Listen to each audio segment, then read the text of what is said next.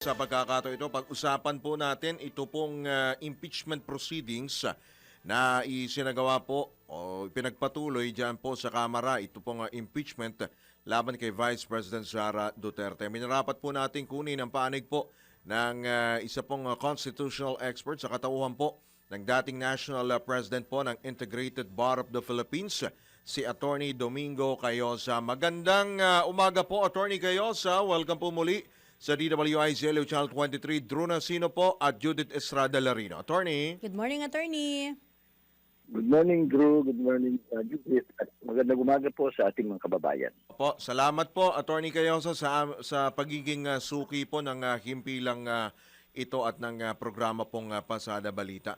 Attorney, nasilip niyo ho ba itong isinagawa pong yung pagpapatuloy po ng impeachment proceedings diyan po sa Kamara? At ano hong naging reaction po ninyo doon sa mga panibago po na sinasabi nila, na mga panibago pong alegasyon laban po dito sa ating Pangulo? May bigat ba kayong nakikita bilang isa pong abogado, Attorney Cayosa? Well, una, maayos naman yung proseso na sinagawa kahapon ng House Committee on Justice.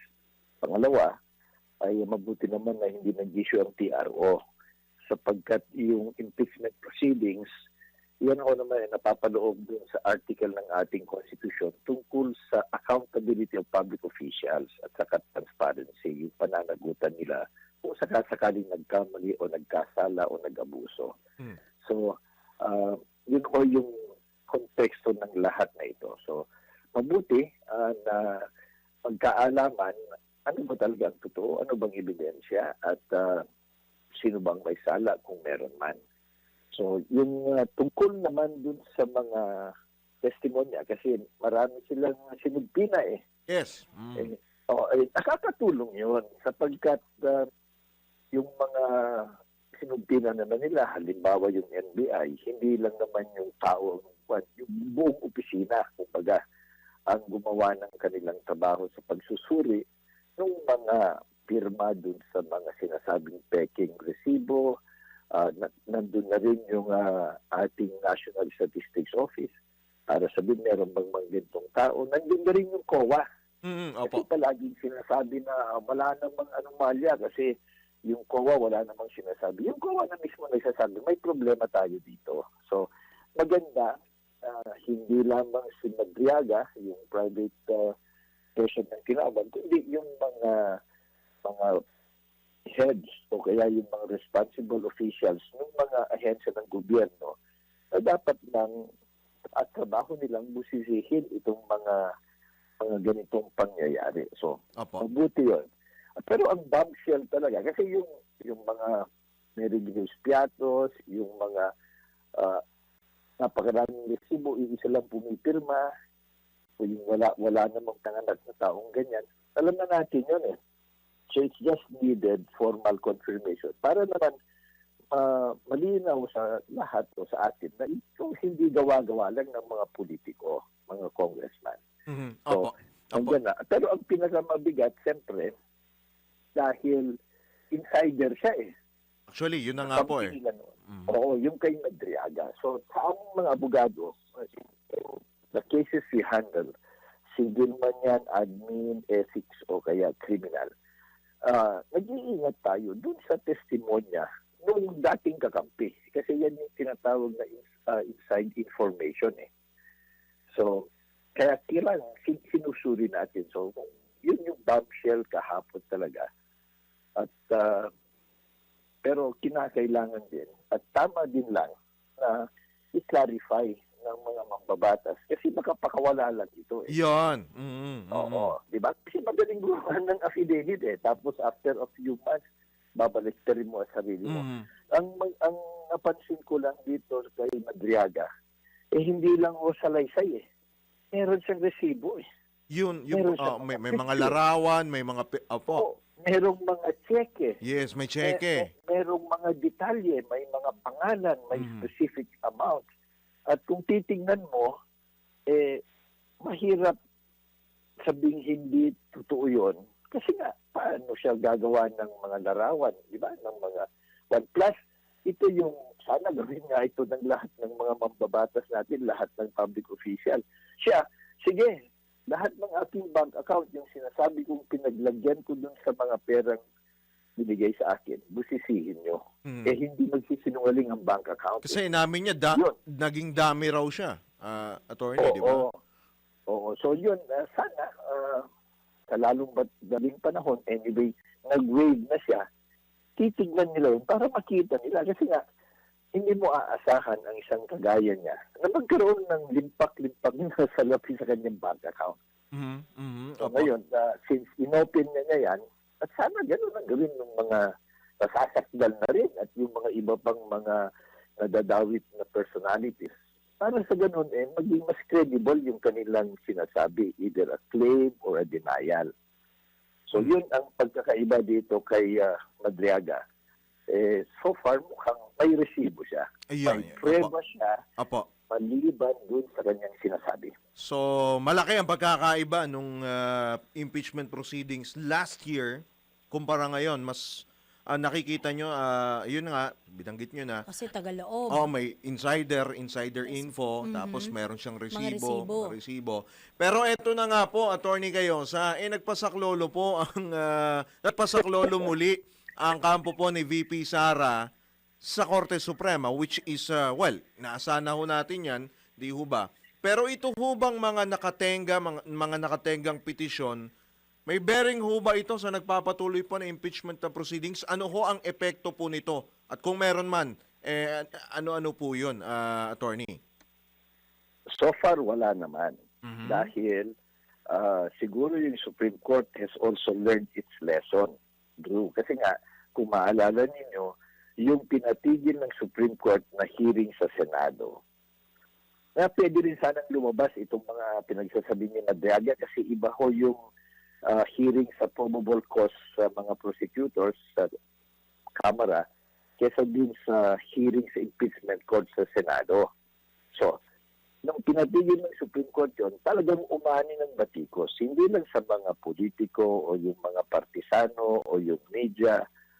Yung mismo dating Chief Justice, ginagalang na Senior Associate Justice, mga dalubhasa sa batas, talagang binatikos na nito as a judicial overreach. At may naipakita na rin sa mga parte ng desisyon na hindi totoo.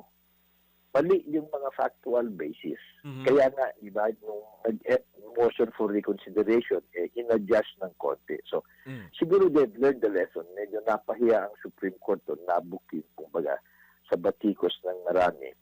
Ngayon, nag-iingat na sila. So, kaagad naman, hindi sila nagbigay ng TRO kasi mukhang yun ang gustong gawin nung nag-hire ng petisyon na hindi umabot dito sa mga revelasyon ni Madriaga at iba pang mga ahensya ng gobyerno na may hawak talaga ng record at yung katotohanan. So, hindi naman sila nagtagumpay doon. But then, of course, hindi natin alam kung ano ang maging final na desisyon ng Supreme Court pagkatapos na makuha ang komento ng House of Representatives dun sa dalawang petisyon. Una, yung petisyon ng mga abogado na kaibigan ng Vice President. Una, sabi ng Vice President, wala akong kinalaman dyan, hindi ko alam yan. Pero after a few days, nag-file din siya halos pareho. So, hindi naman sinaklolohan ng Supreme Court sa pamamagitan ng TRO. It remains to be seen kung ano ang magiging desisyon ng Supreme Court at the petition itself. At hindi natin malaman kasi every now and then nasusurprise tayo sa decision ng Supreme Court ngayon So we cannot preempt, we cannot we don't know at this point kung anong gagawin. Pero so far, with respect to the House of Representatives, dahil walang TRO, tuloy na gagawin nila ang kanilang trabaho at dapat lang kasi yun naman ang mandato ng ating konstitusyon. Attorney, may bigat ba kung dumating o hindi si VP? Kasi, yun yung inaasahan ng tao kahapon, From wala the siya. horse's mouth, ika nga, diba? Pero dahil nga, lalo na yan, lumantad na si self-confessed bagman, Si Ramil Madriaga. Oo, si Mr. Madriaga. At sabi nyo nga ho, talagang may mga patunay, may resibo, may ebidensya. Kailangan pa ho bang dapat siyang pumunta o walang bearing kung kahit hindi siya dumating as long as nandun yung kanyang mga abogado. At yung mga dating tauhan nila dyan sa DepEd, attorney? Legally, hindi mo naman siya pwedeng per se na pumunta doon. So legally, walang bearing yun. Nandun siya o hindi, tuloy yung pag-iimbestiga ng House of Representatives, yung mga clarificatory hearing. Pero politically at sa perception ng taong bayan, disastrous sa kanya yon. Sapagkat ang common sense, ang pag-iisip ng tao, at tama naman yun, sentido común, kung wala kang kasalanan, matapang ka, harapin mo kahit saan. Kahit nga sa Plaza Miranda, haharapin mo punto por punto. Pero sa aming mga abogado kasi, I'm not saying ito ginagawa ng abogado nila, kasi kaibigan natin iba dyan, magagaling silang lahat. Pero sa kaming mga abogado, talagang standard tactic yan namin na kung mahina ang depensa, mahina ebidensya, mahina ang merito ng iyong side, huwag ka nang lumaban doon. Questionin mo ang jurisdiction, subukan mong i-dribble, tumahimik ka na lang dyan, baka sakali magkamali yung kabila. Ganon yan. That's an acknowledged strategy or tactic in the legal profession. But then, ang problema niyan, yung perception, talagang talo ka. Yes. Kasi, halimbawa, yung sabi niya, hindi ko kilala yan, hindi close sa akin. Ngayon, napasinungalingan ng mga picture, mga video, kung ano-ano. So, kinakailangan ang taong bayan, kahit hindi muna tayo maghusga, ang gusto talaga ng lahat, sige, pwede ho bang malaman namin magkabilang panig, malaman namin ang detalye, bago kami maghusga. Kung hindi ka sumasagot, hindi ka nagsasalita, naiiwan ka dun sa perception, baka naman totoo ito, baka naman kasi wala na siyang masabi, kaya tumatahimik na lang. That might be yung malaking disadvantage ang hindi pagpunta na personal. Kaya pag-attend. Dapat face-to-face talaga. Physically dapat present. So parang hindi lang uubra, attorney, yung motherhood statements na itinatanggi niya, pinabulaanan niya, hindi ko kakilala, etc. No? Iba talaga yung sa yun ang gagaling, no? At makikita naman yung ng taong bayan doon, yung kung gaano ka-sincere na talagang hindi mo ginawa. Or meron ka ding mga resibo, lalo na, di ba? Tama yun. At saka hindi lamang yun. Kasi mas maganda, mas gustuhin ng sino man, no? Taong bayan man, hukom man, o sino man gumagawa ng kuro-kuro, na kung meron kang gustong sabihin mo na, para masuri din. Kasi ganun ang ginagawa ng lahat, di ba? Sinusuri natin ang sinasabi ni Madriaga, sinusuri natin sinasabi ng mga commentator, yung mga ibang witnesses, sinusuri din dapat natin yung sasabihin ng nasasakdal. Pero ayaw nga magsalita So, yung nalulugi tayong lahat. No? Regardless kung pabor tayo o hindi, nalulugi ang katotohanan pag hindi sumasagot yung napaparatangan. Right, opo. Attorney Cayosa, dito po sa balik tayo dun sa mga statement ni Ramil Madriaga. So, ang pagkakalam ko mukhang masusundan pa, no? Naku. Itong paglantad niya. Itong kanyang Mapahayag. pagsasalaysay, ano po? Yung kanya pong yung waiver, yan. Importante rin po yan. Ano ho ang bigat ho nito kung sakali yan na magkalabasan na, tuluyan na nga po, pinakita na niya, what will ano ho ang mga susunod pa na maaring mangyari, maging senaryo po diyan po sa Kamara? Well, malamang ho, ipapasubpi na ng Kamara yung mga bank records na yan. Yan. At wala nang choice ang mga bangko kasi winave na nga yan. Opo, winave na. Napakahalaga ho yun. Kasi nga, ang palaging sinasabi ng mga spokesperson o yung mga abogado ng kabila o yung mga nagkokomentaryo na merong political color o pinapanigan. Ang sinasabi nga, wala, gawa-gawa lang yan, invento lang yan. Ang daling magsabi, yung sabi nyo na general denial, o walang kredibilidad yan, kriminal yan, masamang tao. Mga ganun kasing mga denial o kaya yung mga patutsada, mahina yun pagdating sa ebidensya. Ngayon, dahil mabubuksan lahat ng bank account, makikita ngayon kailan ba pumasok yung pera na yan, kailan ba winidraw yan.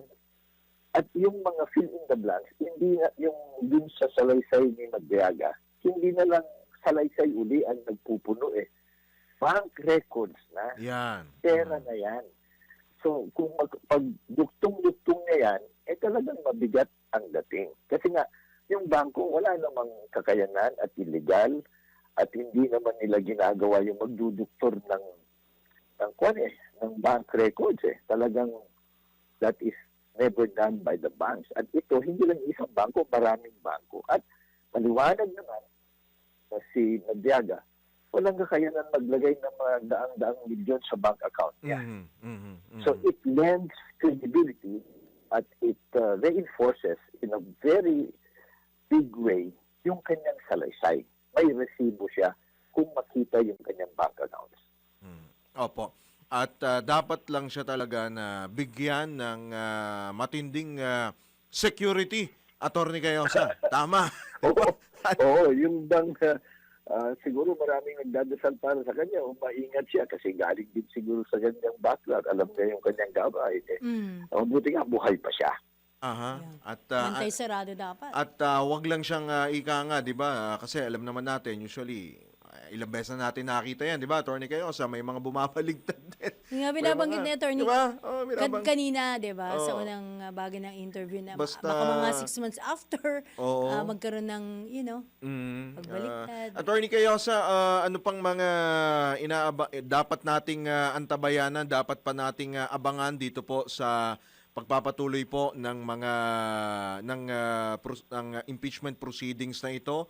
May mga dapat pa ba tayong personalidad na aabangan na magsalita at kasing explosive din ng mga pahayag ni Madriaga? But hindi naman kinakailangang napakarami pa ang ating hihintayin eh. Ang mas importante dito, at susugan ko lang yung last na nabanggit ninyo, yun ho ang importansya ng resibo.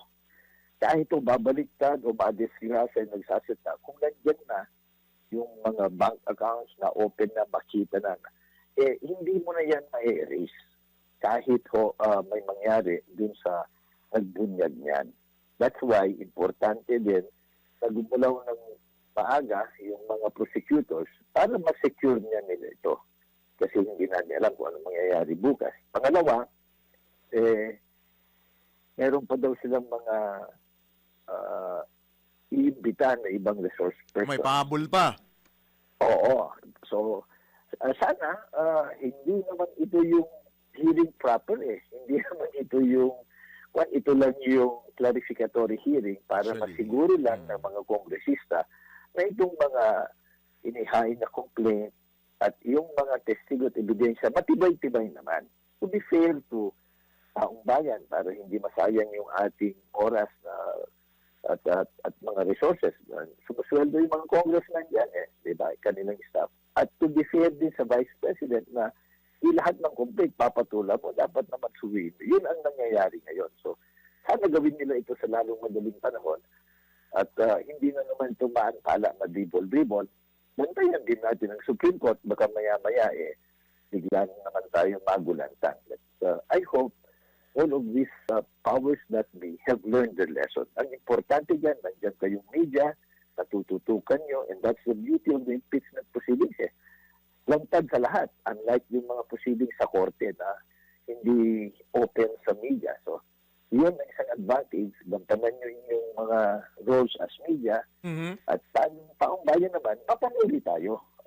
Timbangin natin lahat ng ebidensya at hikayatin natin lahat magkabilang panig na magsalita, maghain ng mga resibo at ebidensya kung meron man sila. Abot pa kaya ng Senado, Attorney Cayosa? Well, sa tingin ko, maaabot sa Senado, which is another place. Kasi sa Senado, 2/3 vote ang kailangan Yan sa Kamara, 1/3 vote lang. So that's another challenge. So hopefully, ayusin ng mga congressman at talagang may sapat na ebidensya para mas madaling makumbinsi o Pagdating sa Senado. Oo, sa Senado. Kasi kahit totoong politikahan yan, kung overwhelming naman yung ebidensya at nakikita ng taong bayan, at the end of the day, ang bumoboto o hindi bumoboto sa mga senador, taong bayan naman. That's why transparency, yung media coverage is very important for both sides. Alright, well said po, Attorney Cayosa. Maraming salamat po sa inyo pong oras. Magandang umaga po. Ingat po kayo, Attorney Cayosa, at sa mga Thank you, susunod Attorney. pang episode, amin po namin kayong aabalahin, lalo't hindi pa po tapos ang issue po na ito. Maraming salamat po. Maraming salamat. Magandang umaga po sa lahat. Salamat po sa inyong pagpapaliwanag. Si dating National President ng Integrated Bar of the Philippines at isa pong constitutionalist, legal expert, Attorney Domingo Cayosa, muli ang inyo pong napakinggan.